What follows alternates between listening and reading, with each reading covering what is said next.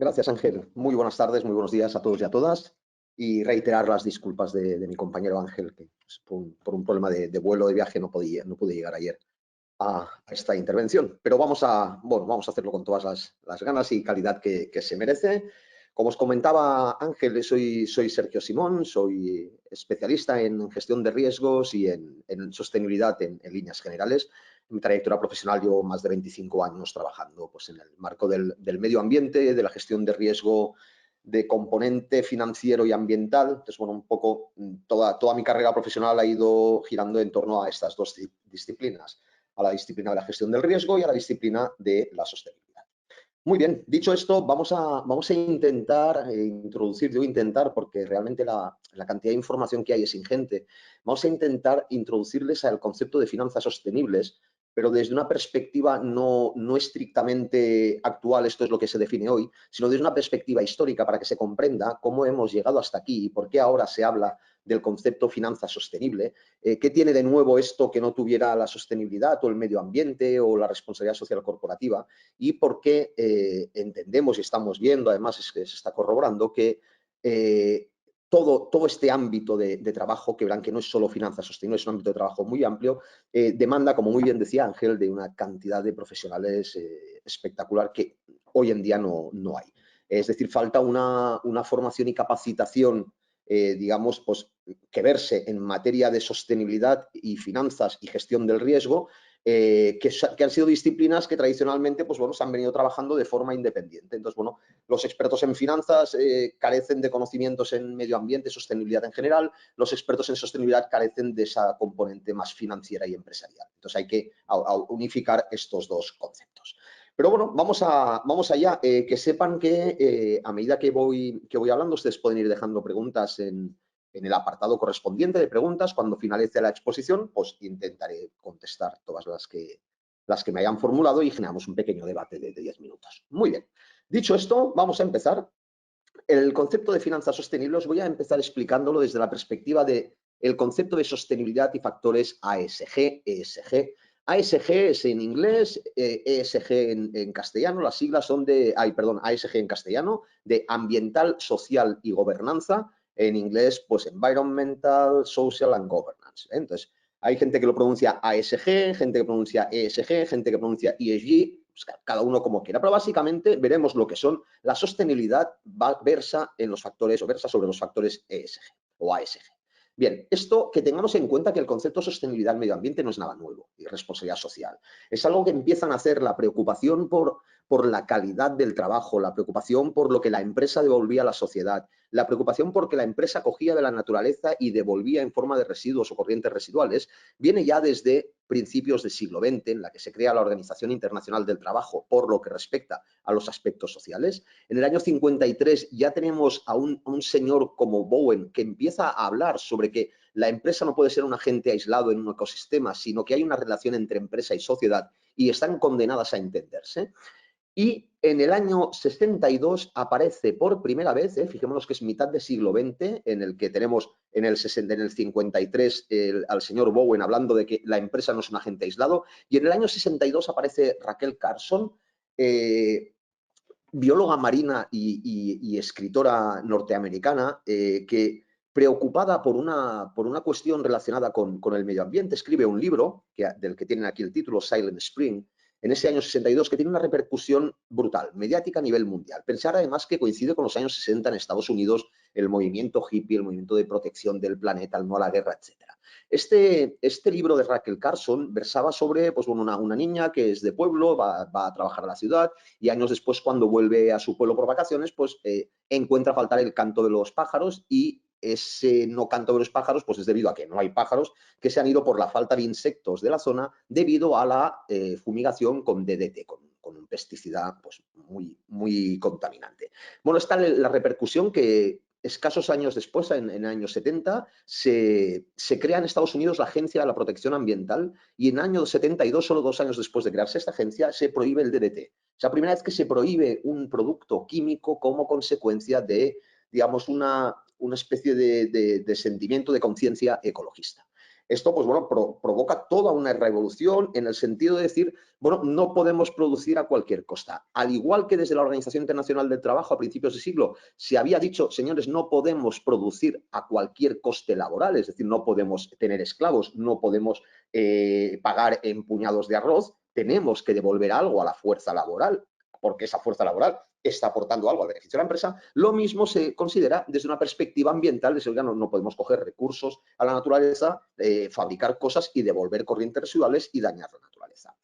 En mediados del siglo XX es donde inicia todo este concepto. A partir de aquí tenemos grandes hitos, no voy a extenderme en la historia, pero que sepan que en el año 68 se reúnen 35 personalidades de todo el mundo en lo denominado como Club de Roma, en el que tienen, digamos, una especie de discusión o ponen de manifiesto, mejor dicho, el problema de los límites del crecimiento humano.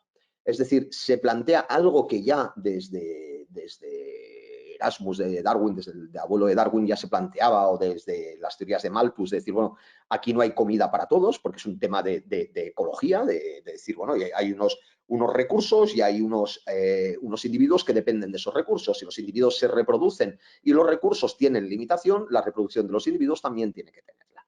Crean un informe, el informe Meadows, en el que ponen de relieve que la población mundial no puede crecer de forma ilimitada y que en algún momento van a faltar recursos, básicamente pensando en recursos de tipo alimentario. Es decir, básicamente piensan que los alimentos per cápita en algún momento no van a ser suficientes para mantener la cantidad de habitantes que seremos en el planeta.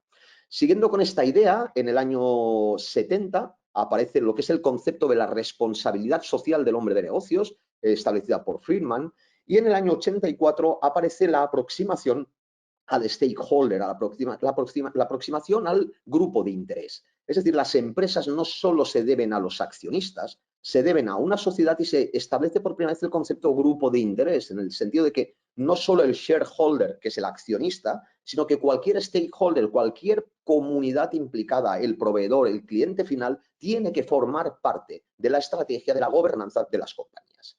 En el año 87, por primera vez en un informe de Naciones Unidas, aparece la definición de desarrollo sostenible. Desarrollo sostenible se define en el informe Brundtland, un informe que toma este nombre de la ministra danesa, que era en esos momentos la que era la presidenta del grupo de trabajo, en el que en este informe Brundtland, hoy conocido como Brundtland, pero que se denominaba Nuestro futuro común, se define el desarrollo sostenible como aquel que satisface las necesidades del presente sin comprometer las necesidades de las futuras generaciones. Entonces, fijaros que junto con lo que sería ya pocos años después, que es la pirámide de la responsabilidad social corporativa establecida por Carroll en el 91, veamos cómo a lo largo de la segunda mitad del siglo XX la preocupación por la responsabilidad social y por la responsabilidad ambiental de las empresas van creciendo en paralelo. Esto nos lleva a que nos colocamos ya en los años 70, en el mismo año 72, 2 años después, cuando decía yo que se prohibía el DDT, cuando comentaba que, bueno, que empezaba a nacer toda esta conciencia, digamos, ambiental, entre comillas, se celebra la primera conferencia del clima de Naciones Unidas en Estocolmo. Esto lo pongo porque año 72, imaginaros, han pasado 50 años. Llevamos 50 años hablando del concepto cambio climático, ¿de acuerdo? En el año 92 se celebra la Cumbre de la Tierra en Río de Janeiro. 20 años después se hace el primer tratado climático a nivel mundial en el que se dice, señores, esto de las emisiones de CO2, aparte de todo lo que estamos trabajando por temas sociales y de no contaminación, tenemos un problema con el cambio de la temperatura media global del planeta. Y estamos viendo, según dicen todos los expertos, que los gases de efecto invernadero en gran medida son los culpables de este aumento de la temperatura. Por lo tanto, vamos a comprometernos a nivel mundial a reducir estas emisiones de gases de efecto invernadero. Y se realiza lo que es las conferencias de las partes, en el caso del 92, en lo que es conocida como Cumbre de la Tierra, en el que se acuerda reducir las emisiones de gas de efecto invernadero a los niveles de 1990. Entonces, en el 92 se había seguido creciendo y se dijo, sí, no podemos seguir así, nos tenemos que quedar como estábamos en el 90. A partir de aquí, lo voy a resumir, pero básicamente es una guerra de los países siguen creciendo, las economías siguen creciendo, la población mundial sigue creciendo, cada vez se demandan más productos, cada vez hay más producción y, consecuentemente, cada vez hay más emisiones de gases de efecto invernadero. Esto hace que los países vean que el hecho de tener que cumplir con este compromiso del 92 les lleva a limitar su crecimiento y evidentemente pues la economía, el crecimiento pasa por delante de este compromiso y empiezan a salirse de este compromiso, empiezan a decir, bueno, yo sí que lo hago, yo no, yo solo un poco, hasta que en el año 97 dicen, oye, mira, este tratado climático para reducir tal, tenemos que formalizarlo de alguna manera. Entonces, en Kioto en el 97 se llega a una especie de protocolo de no emisión vinculante, entre comillas vinculante, es decir, oiga, si usted está aquí dentro de este protocolo y lo firma, está obligado a reportar qué hace para no emitir tanto y cómo están sus emisiones a día de hoy. Fijaros que en este protocolo de Kioto se acuerda reducir un 5,2% las emisiones antes del 2012. Ya no se habla de llegar al 1990, eso ya es inviable, eso ya podemos olvidarnos, bueno, igual dentro de 50 años. Y antes del 2012 respecto a los niveles de 1990. Es decir, un compromiso que habíamos adquirido en el 92 que no se cumplía ni en broma, en el 90 intentamos hacerlo todavía más estricto. O sea, reducir un 5% las emisiones antes del 2012 respecto a lo que tenía en el 90. Bien. ¿Esto a qué nos lleva? A que como compromiso y como protocolo, pues muy bien, pero a partir de aquí es un ir y venir de países que se adhieren y se dejan de adherir. Dependiendo del presidente que entraba en Estados Unidos de turno, pues se adhería al protocolo de Kioto o salía del protocolo de Kioto. China entraba, salía. Australia, Canadá, bueno, cada país decidía entrar y salir cuando le daba la gana. Esto no iba a ningún sitio. Eso no iba a ningún sitio, eso no quiere decir que no se hiciera nada, quiere decir, se han descarbonizado muchas actividades, se empezó a trabajar en pensar en energías alternativas, en pensar en hacer crecer la energía eólica, la energía solar, el vehículo eléctrico, o sea, todo esto se empieza a trabajar, pero no se puede adquirir, o sea, no se puede adquirir y cumplir con el compromiso, pues por razones de que no pueden frenar las economías los países, ¿de acuerdo? Entonces, evidentemente, por mucho que yo trabaje, si la tecnología no está preparada para que yo produzca como mínimo lo mismo o más con los recursos energéticos que se me proporcionan, pues yo, si no me proporcionan esos recursos, voy a tirar de los que sé que existen y por lo tanto voy a emitir CO2. Muy bien, en este marco, en este contexto, llegamos al 2015 y el 2015 personalmente es donde pienso que está el cambio de paradigma. Durante todos estos años realmente se ha trabajado muchísimo en muchísimos países, que es el concepto de protección ambiental y protección de los derechos laborales, ha mejorado de forma que no nos imaginamos hasta que no intentamos hacer un poco de revisión histórica. Yo empecé a trabajar en el año 97 en materia de medio ambiente, de consultoría ambiental. Os puedo asegurar que las fábricas que iba a visitar, los suelos contaminados, los ríos que iba a muestrear, eran ríos que estaban hechos polvo. Hoy en día ese entorno está tremendamente protegido, no se puede realizar una actividad industrial que contamine aguas superficiales, aguas marinas, no se pueden hacer actividades que contaminen el suelo y todo esto pues bueno, ha ido mejorando con los años. Pero esta protección, digamos, de carácter más local, que bueno, ha sido más estricta en algunos países que en otros y ha llevado a que cada vez la regulación, la supervisión y el compromiso sea mayor, nos ha situado en una posición en la que podemos abordar algo que es más ambicioso, que es la no emisión o la emisión cero de gases de efecto invernadero. En 2015, en el Acuerdo de París, se exige a todas las partes que haga lo que esté en su mano por medio de contribuciones determinadas a nivel nacional y que redoblen sus esfuerzos en los próximos años. Se llega a un acuerdo para que las emisiones se reduzcan de tal forma que el calentamiento del planeta no exceda los 2 grados de temperatura de aquí al 2100 o el grado y medio. ¿De acuerdo? En vez de decir, vamos a emitir lo mismo que en 1990, lo que se dice es, mira, vamos a hacer una cosa, vamos a ver a qué temperatura podríamos llegar a vivir, vamos a determinar cuánto CO2 es necesario para llegar a esa temperatura y no sobrepasarla, y vamos a determinar cada país cómo podemos contribuir a descarbonizar, digamos, esta atmósfera, ¿de acuerdo? Esto lleva a que cada país tiene que hacer unas contribuciones a nivel nacional que son compromisos vinculantes y que realmente ahí sí que dices, oiga, aquí ya no vale decir que es que este contamina más o produce más y yo menos, ¿no? Porque ya todo está relativizado y comprometido a nivel nacional. Este cambio es un cambio muy radical, es decir, lo que se pretende no es emitir menos como en el 97. Lo que se está planteando aquí en el Acuerdo de París es un cambio de modelo productivo y de modelo de consumo.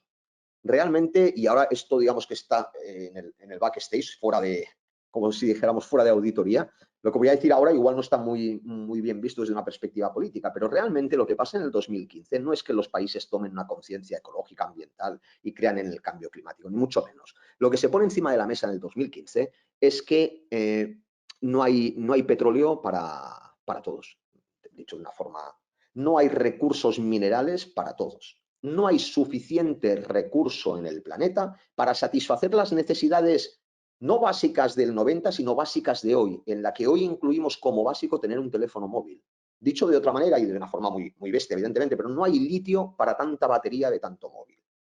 Eso quiere decir que los grandes actores de la economía mundial, por primera vez lo que dicen es, bueno, si la población sigue creciendo así y sigue demandando de esta manera, llegará un momento en que nosotros no vamos a poder suministrar lo que nos están demandando. Es decir, va a haber una crisis de oferta, porque no voy a poder, van a subir mucho los precios y se van a crear tremendos conflictos. Por un motivo, porque los recursos que hoy utilizamos no son los recursos que se utilizaban en el siglo XX. Hoy utilizamos recursos como lo que son consideradas las tierras raras, que se necesitan para tener las pantallas de todos nuestros laptops, de los teléfonos móviles. Utilizamos elementos químicos que antes no se tenían que utilizar con las cantidades que se utilizan hoy para construir la cantidad de paneles solares que construimos o la cantidad de baterías de litio que construimos, y por lo tanto eso va a ocasionar un problema de oferta. Y además hay que tener en cuenta que esta oferta, al igual que el petróleo estaba concentrado en los países de la OPEP, esta oferta también está concentrada en otros países.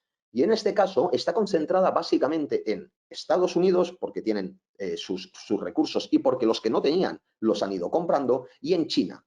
China, desde el año 60 del siglo pasado, empezó a recorrerse el mundo, África, Latinoamérica, comprando explotaciones de tierras raras. ¿De acuerdo? Entonces, y en tercer lugar, tenemos Estados Unidos y China, en tercer lugar está Latinoamérica. Latinoamérica tiene una oportunidad espectacular con el mundo de las tierras raras, si es capaz de gestionar y no vendérselo al primero que pase por allí. Y es capaz de tirar para adelante toda la economía basándose en esa super o extra hiper oferta que va a haber para productos tecnológicos digitales que requieren en su construcción de todos estos minerales. Bien, como a lo que nos encontramos o lo que nos enfrentamos aquí es una crisis como decía yo, de recursos.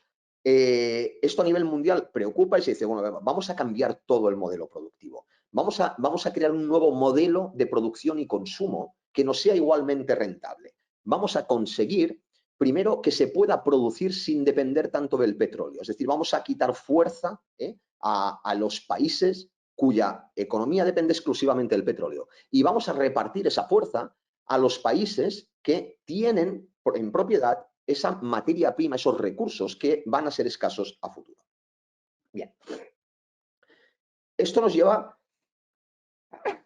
disculpen, esto nos lleva a tener que, en primer lugar, descarbonizar la economía. Descarbonizar la economía quiere decir quitar el gasóleo de las calles, dicho de una forma muy bruta, y nos lleva a otro concepto.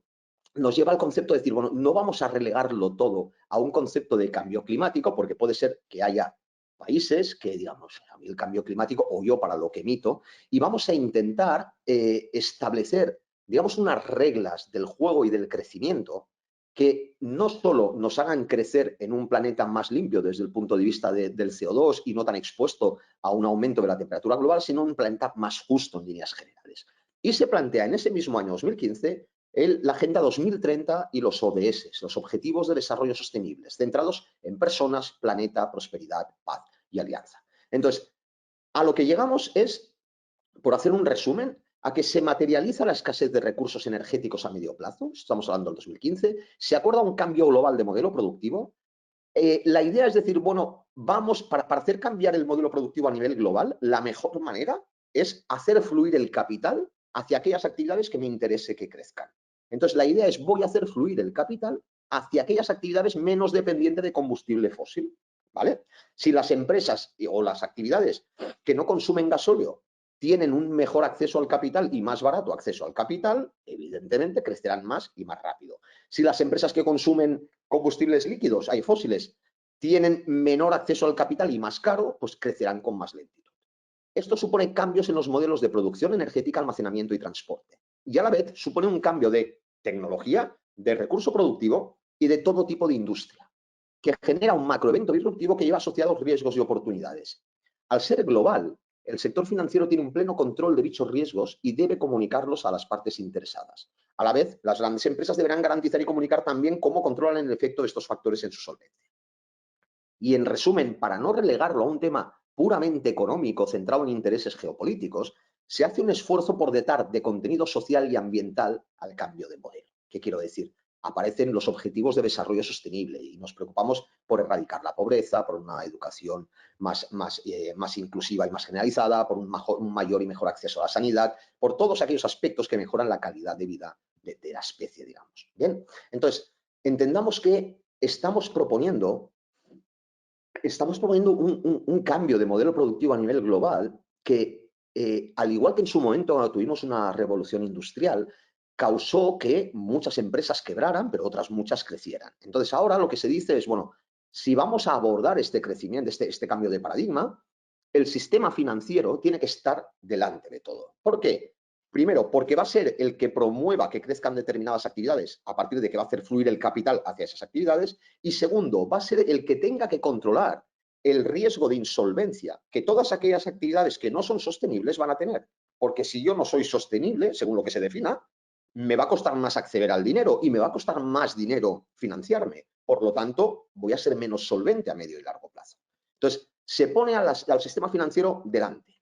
La idea en temas de cómo ha ido evolucionando todo, para que nos entendamos, es que a principios de mediados del siglo pasado, cuando hablamos de temas sociales y ambientales, hablamos en tema básicamente de obra social ambiental, es decir, aquellas empresas que querían demostrar que eran pues bueno, más cuidadosas o más proteccionistas con el medio y que daban mejores, digamos, devolvían a la sociedad parte de lo que cogían, hacían reportes sociales y ambientales sobre acciones, digamos, casi filantrópicas de obra social. Destino parte de mis beneficios ¿a qué? A la sociedad, a erradicar la pobreza, a hacer programas de inclusión y a temas ambientales, a plantar árboles o a limpiar riberas de río. Muy bien. Este concepto pasa en el momento en que se incorpora la responsabilidad de la empresa como agente social, esto más la regulación, y empezamos a tener leyes que me prohíben contaminar, que me prohíben contratar bajo determinados salarios mínimos, etcétera. Pasamos del reporte social de lo que se hacía por caridad o por voluntarismo, pasamos a lo que se hace por responsabilidad social corporativa. Determinadas empresas están obligadas a comunicar qué están haciendo ellas para cumplir con lo regulado y para ir un poco más allá. Y esto se complementa a finales del siglo XX con el concepto y principios del siglo XXI con el concepto de negocio, es decir, la responsabilidad social corporativa. Si no garantiza la viabilidad del negocio, es decir, si yo cumplo con toda la normativa, soy muy bueno, pero mi negocio, por ser tan bueno, pierde dinero, no va a ser viable. Por lo tanto, tengo que integrar ese cumplimiento con ese negocio y hacer un informe integrado para que mi accionista tenga claro que la actividad va a continuar y para que los grupos de interés tengan claro también que estoy cumpliendo con todo aquello que me hace responsable social y ambientalmente.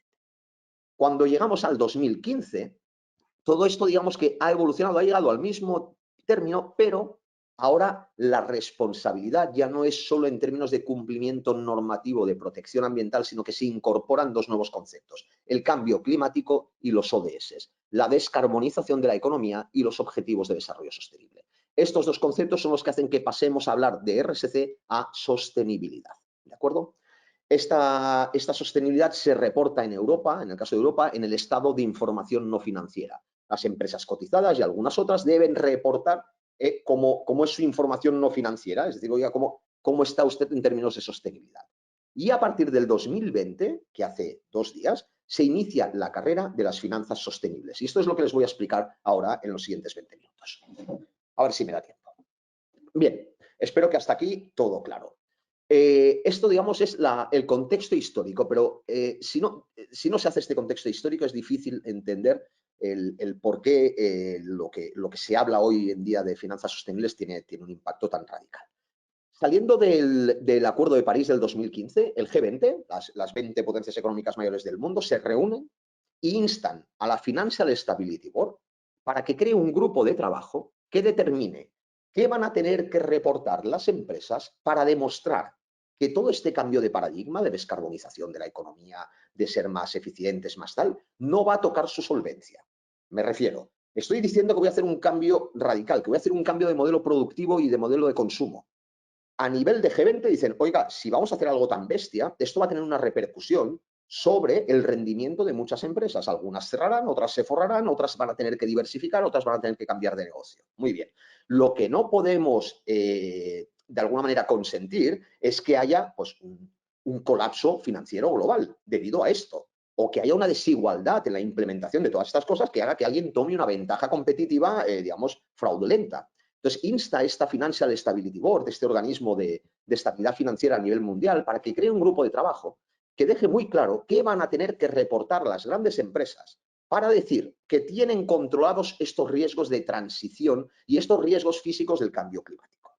Y crean o encargan este trabajo a Michael Bloomberg, cosa que también el que el G20 inste a la Financial Stability Board y le hagan un encargo a Michael Bloomberg pone de relieve la importancia que se le está dando a nivel mundial y lo importante que tiene la dimensión financiera dentro de todo esto. Esto no lo está instando WWF junto a Greenpeace para que, yo que sé, un grupo ecologista de no sé dónde o las Naciones Unidas creen un grupo de trabajo para decir cómo protegemos el medio ambiente. No, es el G20, la Financial Stability Board y el señor Michael Bloomberg que crean la Task Force on Climate-Related Financial Disclosure. Es decir, un grupo de trabajo que me diga cómo voy a tener que reportar mis aspectos de rendimiento financiero que se puedan ver afectados por el cambio climático. Y cuando decimos afectados por el cambio climático, decimos que, y esto también es lo que realmente es el punto de salida de todo el concepto de finanzas sostenibles, decimos que todo cambio de paradigma, toda revolución industrial, tecnológica, ahora yo lo llamo una revolución climática o revolución sostenible, me lleva a generar oportunidades y riesgos. Las oportunidades, evidentemente, pues bueno, todos aquellos que sean capaces de producir con menos materiales, menos recursos, recursos reciclables o recuperables, van a ser evidentemente más eficientes y por lo tanto van a poder tener oportunidad de negocio y crecer. Y todos aquellos que por cuestiones relacionadas con la regulación o la legalidad, tecnología, mercado y reputación, no van a poder trabajar y llegar al mismo rendimiento financiero que tenían antes. Estas están sujetas a un riesgo de transición, pero también están sujetas a riesgos físicos, todas aquellas que se puedan ver amenazadas por eventos meteorológicos adversos derivados del cambio climático. Es decir, el cambio climático provoca dos cosas. Uno, que nos hayamos planteado un cambio de paradigma y por lo tanto insiere en el contexto unos riesgos de transición regulatorios y legales. Por ejemplo, vamos a prohibir los coches diésel. Si yo me dedico a fabricar filtros para, yo qué sé, para coches diésel, tengo un problema. O catalizadores diésel, tengo un problema. Por regulación, estoy sometido, sujeto a una amenaza que puede poner en peligro la continuidad de mi negocio. O de reputación, si la gente deja de comprar determinado material porque esa empresa no descarboniza, pues está sujeto a un riesgo. Como estos riesgos son tan globales y tan transversales, se plantea que alguien determine unas reglas para poder reportar a la sociedad cómo tenemos controlados estos riesgos. Y por otro lado, se le dice al sistema financiero, usted además, aparte de sus riesgos como entidad, va a tener en cuenta a qué riesgos están sometidos sus clientes, porque si a su cliente le va mal, su cliente impagará. Si su cliente impaga, usted tiene un problema y como entidad financiera entrará en apuros. Por lo tanto, vamos a poner una vez más al sistema financiero como punta de lanza. Las empresas se someten, fruto de este cambio de paradigma, a riesgos de transición y a riesgos físicos. Dentro de los riesgos físicos, la Task Force define los agudos y los crónicos. Los agudos son aquellos de carácter local, de efectos meteorológicos adversos muy puntuales, muy agudos, como pues una pedregada, unas lluvias torrenciales, una ola de frío concreta de unos días, una ola de calor. Y los crónicos son los clásicos: subida del nivel del mar, desertificación, todos aquellos que actúan ya no a nivel local, sino que actúan a nivel regional. ¿Bien? Esto lo que nos dice la Task Force también es que cuidado, que todos estos riesgos y oportunidades no solo tienen que influir en el flujo de caja o en la financiación, sino que influirán en los activos y pasivos, en el capital y financiación. ¿Por qué? Porque si yo estoy sujeto a muchos de estos riesgos y no hago nada, me va a costar más financiarme. Si me cuesta más financiarme, esto va a afectar al balance, va a afectar a las pérdidas y ganancias, va a afectar al flujo de caja. ¿Bien? Vale, seguimos. Lo que hace la Task Force en este sentido es decir, bueno, lo que se va a tener que reportar es cualquier aspecto que pueda modificar el rendimiento de una actividad económica, de las grandes, de las cotizadas y de las entidades financieras, energéticas, etcétera, a 4 niveles. A nivel de gobernanza, es decir, ¿qué hace la organización para tener controlados estos riesgos y oportunidades relacionados con el clima? La estrategia, cuáles son los potenciales impactos que puede recibir, hacer un análisis de materialidad, cómo me puede afectar a mí, ¿vale? El riesgo, la gestión del riesgo, va a tener que diseñar un proceso de gestión de riesgos asociados al cambio climático. Y cuando digo riesgos asociados al cambio climático, voy a diferenciar entre de transición y riesgos físicos. Y finalmente voy a tener que trabajar métricas y objetivos para comunicar cómo estoy teniendo todo esto controlado y cómo la forma que tengo yo de controlarlo no compromete la viabilidad de mi empresa, sino que además la va a hacer crecer. Dicho esto, tenemos que la Task Force es internacional, esto aplica a todo el mundo, ¿de acuerdo? Estas bases. Y a partir de aquí yo voy a descender a nivel europeo, pero que sepan que lo que estoy trabajando a nivel internacional, todo el mundo está cogiendo como referencia lo que se está haciendo aquí en Europa, ¿vale? Fueron los primeros en regular, en legislar. También son los primeros interesados en que esto esté lo máximo regulado posible, porque Europa es tremendamente más competitiva en una economía descarbonizada, pues por las características que tenemos. Entonces les interesa que se descarbonice todo muy rápido. Entonces, ¿qué hacen? Pues son más estrictos, básicamente es esto. Y para ser más estricto tienes que regular más y mejor. Europa, en este caso les pongo aquí, que ya es casi antiguo, esto es del 2020, pero esta definición sigue vigente. La Autoridad Bancaria Europea define los factores ESG, o Environment, Social and Governance, como características ambientales, sociales o de gobernanza que pueden tener un impacto positivo o negativo en el rendimiento financiero o la solvencia de una entidad soberana o individual. Bien, nada que no os haya dicho hasta ahora. Y relega el riesgo ESG a los efectos del documento de debate, en otras palabras, los riesgos ESG se materializan cuando los factores ESG que afectan a las contrapartes de las entidades tienen un impacto negativo en el rendimiento financiero. Ellos dicen, los factores ESG pueden generar riesgos y oportunidades, pero a efectos de supervisión bancaria, lo que le decimos a los bancos es que se tienen que preocupar por aquellos aspectos ambientales, sociales o de gobernanza que puedan tener un impacto negativo en el rendimiento financiero de sus clientes. Entonces, la banca, desde hace ya 3 años que venimos trabajando mucho con la banca española, sobre todo, han empezado a establecer mecanismos y modelos para determinar qué parte de su portfolio de clientes, empresa, puede verse de alguna manera afectado en su rendimiento financiero por estas cuestiones ambientales y sociales, lo que os decía antes. Si yo soy un hotel que estoy en primera línea de mar, en la manga del Mar Menor, y estoy viendo que allí cada vez pues, pueden haber menos clientes porque están habiendo cada vez olas de calor más largas, puedo pensar que este cambio climático, o sea, que está originado por el cambio climático, puede tener un efecto negativo sobre el rendimiento de mi cliente. Entonces, de alguna manera ahora se está trabajando mucho en poner banderitas rojas en aquellos que, como consecuencia de la transición a una economía descarbonizada o como consecuencia de que va a cambiar el clima, pudieran tener problemas en ese rendimiento financiero.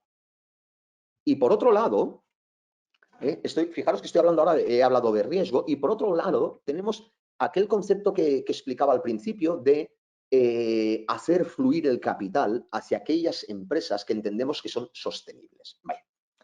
Para que yo pueda hacer fluir el capital hacia empresas sostenibles, es indispensable que defina primero qué es sostenible y qué no es sostenible. Y eso no es nada fácil. Los documentos que se han utilizado como base para determinar qué es sostenible y qué no es sostenible son las taxonomías. Una taxonomía no es más que una clasificación. Es un documento que me dice, en base a unos parámetros, el tipo de actividad, unas condiciones determinadas, el tipo de criterios de emisión, etcétera, me dice quién es verde y quién no es verde. ¿De acuerdo? Básicamente eso es una taxonomía. Hasta ahora se han ido publicando taxonomías en diferentes países. En Europa tenemos una común para toda la Unión Europea. Es la más desarrollada con mucha diferencia, pero que sepáis que tenemos una Green Taxonomy en Mongolia, tenemos Green Taxonomy en Colombia, tenemos Green Taxonomy en muchos países.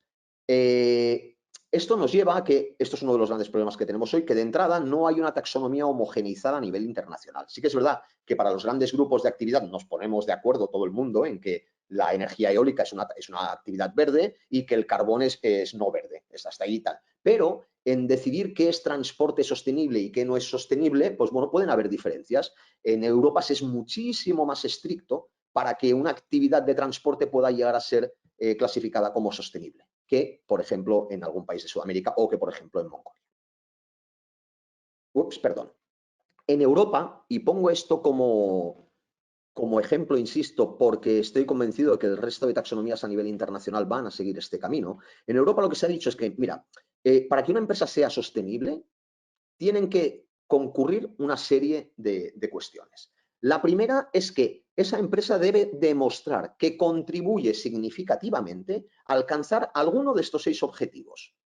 Es decir, que contribuye al menos a conseguir uno de estos objetivos, a la mitigación del cambio climático, que contribuye a la adaptación al cambio climático, a el uso sostenible del agua, a la economía circular, al control de la contaminación. Esto no son emisiones de CO2, son emisiones de dioxinas, furanos, compuestos orgánicos volátiles, lo que son ruido, vibraciones, contaminación lumínica, es decir, todos los contaminantes que no tengan que ver con el agua, ni con el residuo, ni con el CO2, y la salud de los ecosistemas. Entonces, en Europa lo que se dice es vamos a hacer lo siguiente, vamos a determinar, vamos a hacer una lista de empresas que se considere que contribuyen a la mitigación del cambio climático y cogen en esta taxonomía y dicen, mira, vamos a determinar que contribuye a la mitigación pues todas las empresas de energías renovables, todas las empresas de explotación forestal certificadas, todas las empresas de etc, etc, etc. Hay algunas que contribuyen directamente por lo que son y luego hay toda una serie de empresas que contribuyen por ser empresas que, aun contaminando, consiguen contaminar muchísimo menos que lo normal para producir lo mismo. Es decir,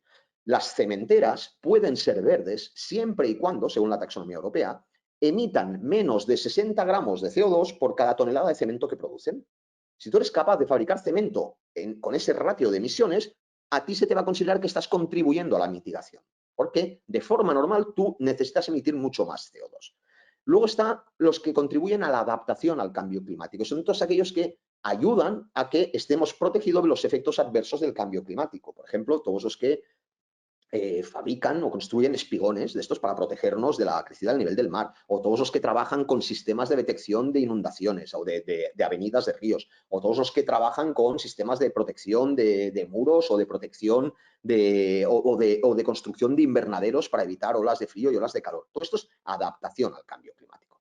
Luego estarán todos los que contribuyan de forma sustancial a que hagamos un mayor uso, un mejor uso y sostenible del agua, a los que contribuyan a la economía circular, a la contaminación, etc. Por lo tanto, la taxonomía europea, en sus inicios, en la del 2021, solo incluye aquellas empresas que contribuyen a la mitigación y a la adaptación. Ahora mismo está en consulta los documentos que nos explican qué tipo de empresas se puede considerar que contribuyen al agua, a la economía circular, a la contaminación de otros aspectos y a la salud de los ecosistemas. Pensar que solo el primer documento de mitigación y adaptación ya son 900 páginas, los 700 y pico páginas. ¿Por qué? Porque te van poniendo sector por sector, actividad por actividad y qué cumple, qué límites deben cumplir o qué límites no. Aparte, lo que dice la taxonomía, y esto no es un curso de taxonomía, pero quiero que vean que es muy importante definir qué es verde y qué no, porque si no, no sé hacia dónde tengo que hacer fluir el capital. Lo que te dice básicamente la taxonomía es, oiga, identifique si su actividad está dentro de esta lista, luego verifique que cumplen los criterios técnicos de contribución sustancial. A veces hay criterios como el que os he dicho de los 60 gramos de CO2, a veces simplemente por ser energía eólica ya no tienes criterio, ya eres elegible, y verifique que se cumple el principio de NSH. Es do not significant harm, es no hacer un daño significativo a ninguno de los otros objetivos. Me explico de forma muy clara. Un parque eólico contribuye de forma significativa a la mitigación del cambio climático. Pero si yo tengo que deforestar un trozo del Amazonas para poner ese parque eólico, estoy haciendo un daño significativo a la salud de los ecosistemas. Por lo tanto, no soy elegible, no soy sostenible para ellos. ¿Se entiende? Entonces, tengo que contribuir significativamente al menos a uno de los 6 y no dañar a ninguno de los otros. Finalmente, verificar que se cumplen los criterios incluidos en la taxonomía social. Al igual que estoy diciendo que hay una taxonomía verde, que es lo que tiene la mayoría de países, en Europa se está trabajando también una taxonomía social, que está costando mucho de acordar, porque realmente es complejo determinar quién es sostenible socialmente y quién no. Así con medio ambiente siendo complicado, pues bueno, tenemos parámetros de emisión, parámetros de tipo constructivo, parámetros de protección ambiental. Con el tema social es algo más complejo, dadas sobre todo las diferencias entre países. ¿vale? Bien, y finalmente, pues bueno, calcular la alineación o el grado de porcentaje de alineamiento. ¿Esto qué quiere decir? Esto lo que quiere decir es que yo puedo ser una empresa como Iberdrola, Endesa, una gran energética, que tenga una actividad de generación de energía eléctrica pues, térmica, ¿vale? Porque tengo una térmica, estoy quemando carbón, y luego puedo tener parques eólicos. Entonces, Endesa, ¿cómo está alineada? Pues bien, se tiene que coger actividad por actividad y determinar qué porcentaje de mi volumen de negocio viene de la térmica. Ese porcentaje que venga de la térmica no va a estar alineado, no es elegible. ¿Y qué porcentaje viene de los parques eólicos? Lo que venga del parque eólico sí que será elegible. Y lo mismo para los pasivos y para los activos de la empresa. ¿Cuánto valen mis activos del parque eólico y cuánto vale mi térmica? ¿Esto por qué se utiliza? Esto se utiliza, y ahora viene el cierre del círculo, porque ahora las entidades financieras, cada vez que dejen dinero a una empresa, van a tener que apuntar, lo digo de esta forma, qué parte de ese dinero que dejan se lo pueden contabilizar como dinero verde y qué parte no. Entonces, si yo le dejo a una empresa 200 millones para construir un parque eólico, todo lo que le deje para construir el parque eólico, como el parque eólico, el total, su actividad total es verde, los 200 millones yo como banco me los voy a poder anotar como verdes. Ahora bien, si yo le dejo 200 millones a una empresa para circulante, para pagar nóminas, y esa empresa, la mitad de su negocio lo hace con parques eólicos y la otra mitad lo hace con carbón, solo de los 200 millones que le deje, solo 100 millones, el del 50% de parque eólico, me lo voy a poder atribuir como verde.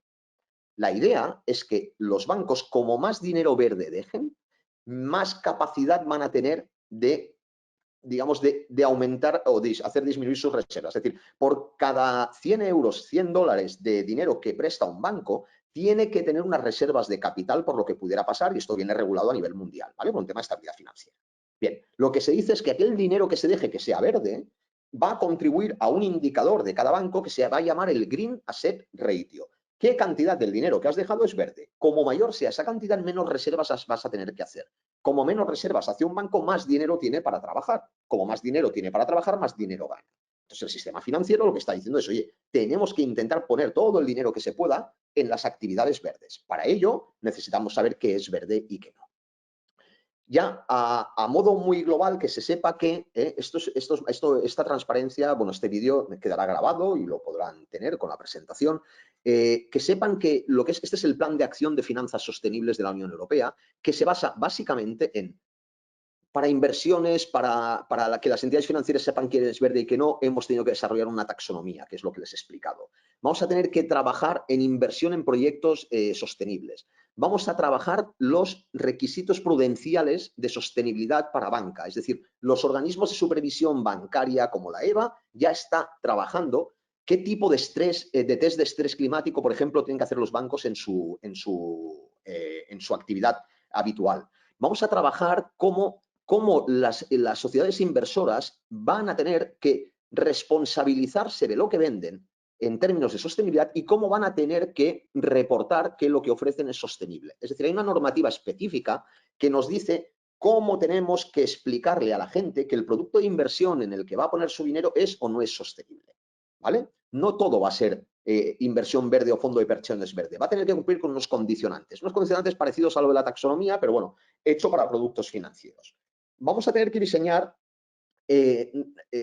índices, indicadores ESG de ratings de mercado que permitan que la gente no se tenga que leer memorias de 300 páginas y que con un indicador sintético pueda percibir cuál es el grado de sostenibilidad de la empresa en la que quiera invertir o con la que quiera trabajar o en la que quiera estar. ¿De acuerdo? Y finalmente, se van a tener que unificar y crear estándares y etiquetas de responsabilidad, de sostenibilidad, e incorporar la sostenibilidad en el asesoramiento financiero. ¿Por qué? Porque al final todos nosotros, aunque no nos lo parezca, acabamos en instituciones financieras, ya sea en banca, ya sea en organismos de inversión, instituciones de inversión, que nos tienen que aconsejar y que nos dicen, oiga, ponga usted aquí su dinero. Hasta ahora, ¿qué se tenía que tener en cuenta como alguien que presta servicios de inversión? Se tenía que tener en cuenta nuestro apetito al riesgo y te preguntan, mira, pues ¿usted qué quiere? ¿Ser muy arriesgado o muy averso al riesgo? Entonces, si tú eres un tío muy arriesgado, puedes ganar más dinero, pero también tienes que tener en cuenta que lo podrías perder. Entonces, dependiendo de cuál sea tu perfil de riesgo, se te ofrece un producto o se te ofrece otro. Hay productos que son más arriesgados, pero te permiten tener más beneficio. Esos son productos ideales para gente que tiene un buen apetito al riesgo o que se puede permitir perder ese dinero. Para gente que lo que quiere es ahorrar y no perder poder adquisitivo, lo que dices, oiga, no, yo soy muy conservador, pónmelo en un sitio que aunque gane poco, gane seguro y no pierda nada. Pues hay un tipo de productos de estas características. Pues bien, ahora se introduce un nuevo concepto dentro de lo que es determinado como el test de idoneidad para saber qué ofrecerle o no. Y es el concepto de sostenibilidad. Cuando una persona compre o quiera comprar o quiere invertir en un producto financiero, ya no solo le van a preguntar por su perfil de riesgo, sino que le van a preguntar por sus preferencias en sostenibilidad. Y si tú admites que tienes preferencias en sostenibilidad para invertir, van a tener que ofrecerte productos que cumplan con unas características de sostenibilidad, como he dicho, parecido a lo que es la taxonomía, pero para productos financieros. Bueno, esto es para que lo tengáis, ahora no me voy a extender, pero que sepáis que esto viene ya de hace tiempo. Se está trabajando el reglamento delegado, que es decir, la taxonomía para mitigación y adaptación, esto ya está aprobado. Va a haber un segundo reglamento que nos explica cómo las empresas van a tener que reportar si están alineadas o no alineadas con la taxonomía. Va a haber un tercer reglamento que ya está aprobado también, en el que se incluye cuestiones específicas de gas natural y energía nuclear. Va a haber un cuarto reglamento que es el de la taxonomía social. Y luego va a haber otros reglamentos en los que se incluyan lo que decíamos antes, el agua, los residuos, etcétera, que ahora mismo están en consulta. Y finalmente se espera que haya un reglamento delegado que establezca una taxonomía marrón. Esto todavía no existe porque hay que ir con cuidado. La taxonomía marrón, pues lo contrario que la verde, se va a hacer una lista de aquellas empresas en las que no se puede invertir o no se puede dejar dinero. Esto es tremendamente más peligroso, entonces me parece súper acertado que se haya, primero, que se haya abordado la sostenibilidad poniendo delante al sistema financiero, porque al final el que controla el dinero es el que controla el devenir de la economía, ¿vale? Del sistema productivo. Por lo tanto, eso, muy buena idea. Segundo, no empezar con una taxonomía que diga dónde no hay que poner el dinero. Fijaros, la diferencia es muy grande. ¿Por qué? Porque no podemos permitirnos no invertir en carbón, porque hay sitios que tienen que seguir trabajando con carbón. Ahora, hay que intentar que de todo el dinero que yo presto, la máxima cantidad posible esté en sitios verdes, ¿vale? No prohibir de entrada a los marrones, aunque sí que es verdad que hay cuestiones de exclusión en algunas entidades, pero de entrada a nivel de regulación se ha preferido hacer una regulación, digamos, proactiva. Es decir, vamos a intentar no prohibir dónde invertir, sino incentivar dónde estaría mejor invertir. Esto es lo que os decía, el SFDR es el reglamento que me dice cómo tengo que publicar los productos de inversión sostenible. La CSRD es una acción que me dice cómo las empresas van a tener que publicar sus indicadores de sostenibilidad, de cómo se comportan. Aquellos informes de RSC que se hacían antes, ahora van a ser informes mucho más completos y con mucha más cuantificación. Y finalmente, el pilar 3 de la EBA, de la Autoridad Bancaria Europea, indica a las entidades financieras cómo tienen que hacer test de estrés de sus carteras de crédito en empresas y en sus inversiones. En resumen, la idea es la siguiente. ¿Hacia dónde debe fluir el capital? Nos lo va a decir las recomendaciones de la Task Force y la taxonomía. ¿Cómo se demuestra el alineamiento con la taxonomía? Voy a tener que hacer un dictamen de alineamiento, según lo que os comentaba antes, en el que voy a decir, pues bueno, el 50% de mis activos son verdes, el otro 50% no. De mi volumen de negocio, el 70% me viene de las actividades que se hacen con los activos verdes, el otro 30% no, así. Lo siguiente es cómo se asegura la sostenibilidad de los productos financieros. En Europa tenemos un reglamento sobre divulgación de productos sostenibles, de productos financieros sostenibles, y ese reglamento te dice, bueno, si usted ofrece un producto que es de los conocidos como de impacto, es decir, si usted tiene un fondo de inversión en el que solo hay empresas eólicas, usted puede poner que eso es un producto de impacto y por lo tanto es un producto sostenible de impacto. Si usted lo que hace es incluir en ese fondo, en esa cesta, empresas que no son de impacto, pero sí que promueven de forma activa y clara factores ESG, usted va a poder poner que, según la SFDR, es un producto sostenible del artículo 8. Y si usted ofrece un producto que no puede garantizar que cumpla de forma proactiva con los aspectos ESG ni que sea de impacto, va a tener que decir que es un producto de los considerados gris. Es decir, un producto que no es que no sea sostenible, pero es que no se puede garantizar que sea sostenible. ¿Cómo se reporta a nivel europeo? Está la directiva de reporte, que bueno, pues hay que trabajarla porque es una directiva compleja. Y finalmente, ¿cómo considerar estos factores ESG en el riesgo de solvencia? Empiezan a modificarse todas las regulaciones, expectativas supervisoras a nivel mundial como MiFID, la UCITS, la IFMD, Solvencia II, la IDD, etcétera, de todas las entidades supervisoras bancarias, para introducir ese concepto de debida diligencia y de control del riesgo del sistema financiero derivado de lo que es el efecto de los factores ESG, entre los que, dentro de los factores ESG, encontramos la mitigación y la adaptación al cambio climático. Y acabo diciendo que al final, todo lo que es el concepto este de finanzas sostenibles, fijaros que he hablado muy poco de protección ambiental, de aguas y tal, estamos hablando de un tema muy empresarial, muy de negocio. Al final nos enfrentamos a tener que pensar en sostenibilidad en el ámbito del negocio, del riesgo y del reporte. Finanzas sostenibles es tener en cuenta riesgo, negocio y reporte. Bien, con todas estas características. Evidentemente, de las 21 slides que llevamos y de todo lo que os he explicado, solo para hablar de la directiva de reporte podríamos estar 2 días, o solo para hablar del SFDR un día, o para comentar bien cómo funcionan las taxonomías una semana, ¿de acuerdo? Entonces, esto requiere de profesionales formados que tengan un conocimiento claro de lo que supone el que una empresa realmente esté alineada debidamente con las taxonomías, porque el estar o no alineado va a determinar la facilidad con la que estas empresas van a poder acceder al capital y van a poder financiarse. Por lo tanto, van a determinar su futuro rendimiento. Entonces, nos enfrentamos a que viene una época de una gran cantidad de trabajo, una ingente cantidad de trabajo relacionado con la recopilación de datos, verificación, almacenamiento de estos datos, análisis de la información, gestión documental, verificación por tercera parte, reporte. ¿Por qué? Porque al final se trata de demostrar y reportar y justificar. Y eso solo se puede hacer con información y con gente que entienda esa información y que sea capaz de sintetizarla para decirle al banco, oiga, mire, yo estoy alineado en un 65%. Y como yo estoy alineado en un 65%, soy más atractivo como cliente para usted que esta competencia mío que está alineado solo en un 45%. ¿Por qué? Porque yo le proporciono más crédito verde y como le proporciono más crédito verde, le doy más posibilidad de ahorrarse reservas de capital por no ser verde. ¿Bien? Y hasta aquí hemos llegado. Me he extendido, bueno, tenía pensados 45 minutos, he llegado casi a 0,5 minutos más, me he extendido. Intentaré contestar a todas sus dudas. Voy a abrir la parte de preguntas. Básicamente, bueno, insistir, como a modo de resumen, que he hecho una explicación en 45-50 minutos de algo tremendamente complejo en cuanto a concepto, para que quede bien aterrizado y claro, y que detrás lleva una gran cantidad de conocimientos y de materias que, bueno, que poco a poco se tienen que ir trabajando. Entonces, bueno, si tienen alguna consulta, veo aquí que preguntaron cómo se aplica a nivel de aseguradoras en Europa, ya que estos conceptos ASG también están siendo obligatorios por normativa en América Latina. Tienes toda la razón y cuando he hablado del sistema financiero me he centrado casi exclusivamente en la banca y en las instituciones de inversión, pero en el sistema financiero también está la actividad aseguradora. Las aseguradoras, al igual que las entidades financieras, tienen organismos de supervisión.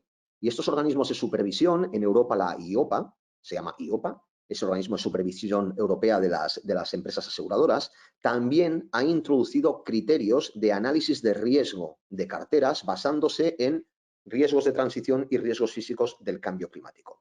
Ahora mismo lo que están haciendo las aseguradoras básicamente es trabajar planes directores de sostenibilidad, decir cómo van a reportar el riesgo en el que incurren por estar asegurando actividades que pueden estar sujetas a una mayor siniestralidad como consecuencia del cambio climático. Y por otro lado, pues bueno, están trabajando productos que van a poder comercializar como verdes siempre y cuando cumplan con determinadas características, ¿vale? Entonces, sí que va a ser obligatorio por normativa y en América Latina también está empezando a haber, juraría que en Colombia se estaba trabajando. La gran diferencia que hay entre banca y sistema asegurador es que el sistema asegurador es tremendamente más complejo y sobre todo difiere enormemente entre Europa y América Latina. Y dentro de Europa difiere tremendamente entre España, por ejemplo, y el resto de países de Europa. España es quizás el país que, para mí, tiene uno de los sistemas aseguradores más eficientes del mundo.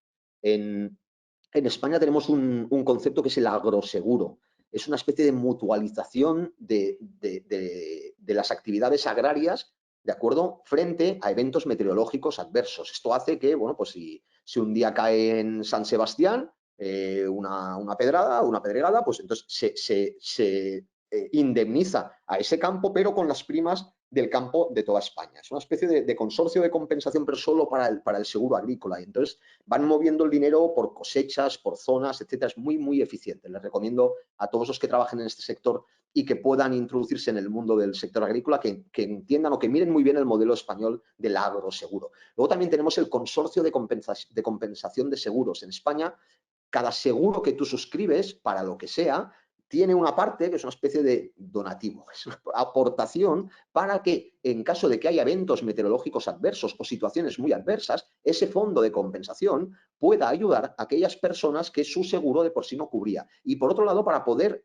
cubrir a entidades aseguradoras frente a concentración de riesgos en una zona determinada o con un colectivo determinado. ¿De acuerdo?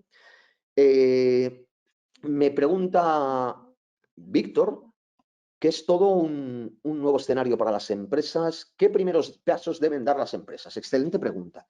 Yo personalmente, o sea, como vengo mucho del trabajo de la consultoría, he empezado trabajando con entidades financieras porque son las primeras que se han preocupado en qué tienen que hacer. Fuera de las entidades financieras, si yo tuviera una empresa de lo que sea, ¿qué haría? Lo primero que haría es lo que se denomina un análisis de materialidad. ¿De acuerdo? Un análisis de materialidad es, a ver, esto es un análisis de riesgos. Vamos a ver, este cambio de paradigma, ¿cómo puede afectarme? Y este cambio de clima, ¿cómo puede afectarme?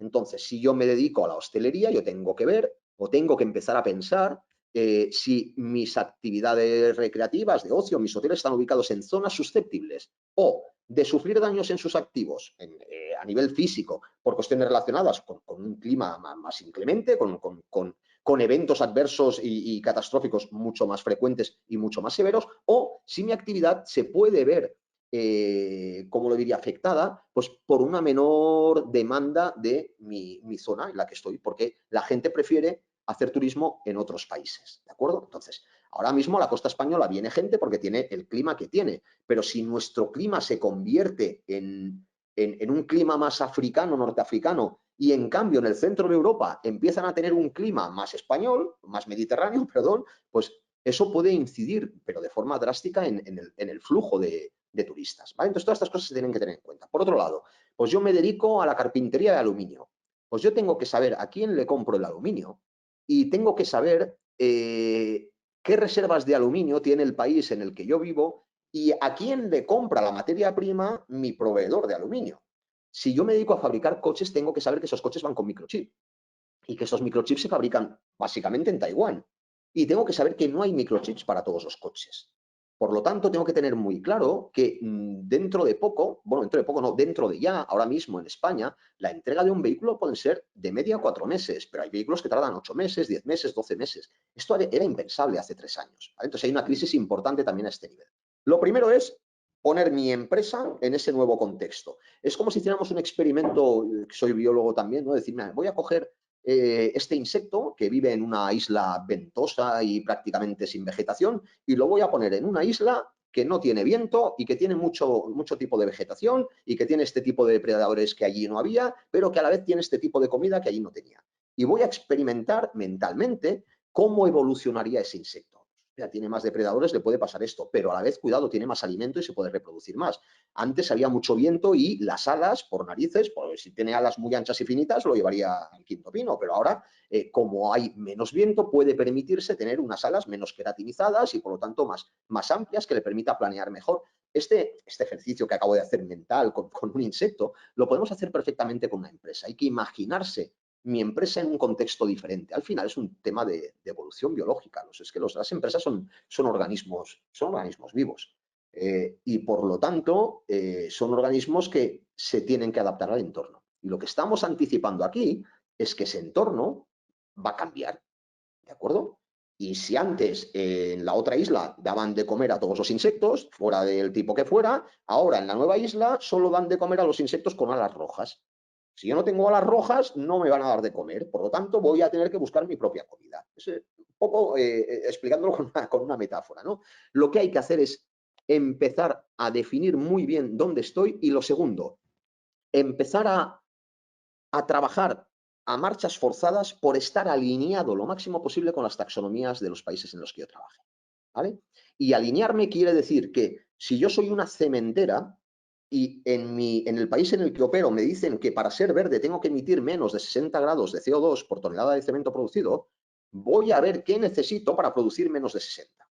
Y si lo que necesito es cambiar el sistema de combustión o necesito cambiar un horno o una caldera, me voy a ir a un banco y le voy a decir, mire, necesito esta inversión para poder estar por debajo del umbral que hará que toda mi empresa sea sostenible. Por lo tanto, toda la financiación, toda la exposición que usted como banco tiene conmigo va a pasar a ser verde. El banco me va a mirar con otros ojos, porque me va a decir, uno, lo que yo te financie para el nuevo horno, 100% va a ser verde, porque te estoy financiando algo que contribuye a la mitigación del cambio climático. Y segundo, por el hecho de financiarte, todo lo demás que ya te tenía financiado va a pasar a ser verde también, porque tú cumplirás con un criterio de emisión de menos de 60 grados. Bien. ¿Alguna cuestión más?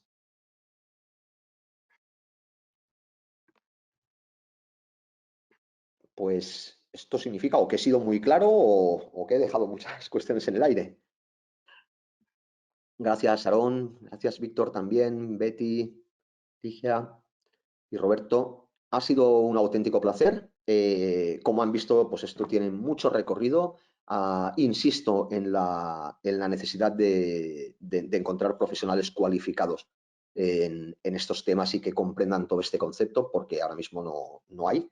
Y todas las empresas van a necesitar equipos que realmente pues, que sepan interpretar y sepan trabajar para alinearse con las taxonomías, para reportar después, porque no solo le voy a tener que dar explicaciones al banco, voy a tener que dar explicaciones a los grupos de interés, a mis accionistas, a mis clientes, a mis proveedores, a los organismos oficiales, a todo el mundo. Pues listo. Eso, deseando que haya sido de interés. Fernando, Julio Román, pensar que lo que os han dicho, esta webinar y el material estarán grabados, ¿de acuerdo? Y podrán consultarlo más veces. Y recordarles que esto es un poco pues, el esquema, el folleto, podríamos decir, del máster en sostenibilidad de ALDE, en el que se trabaja pues, todo lo que hemos estado aquí viendo y mucho más, pero punto por punto y con todo su contenido. Un placer. Nos vemos en otra ocasión. Fuerte abrazo.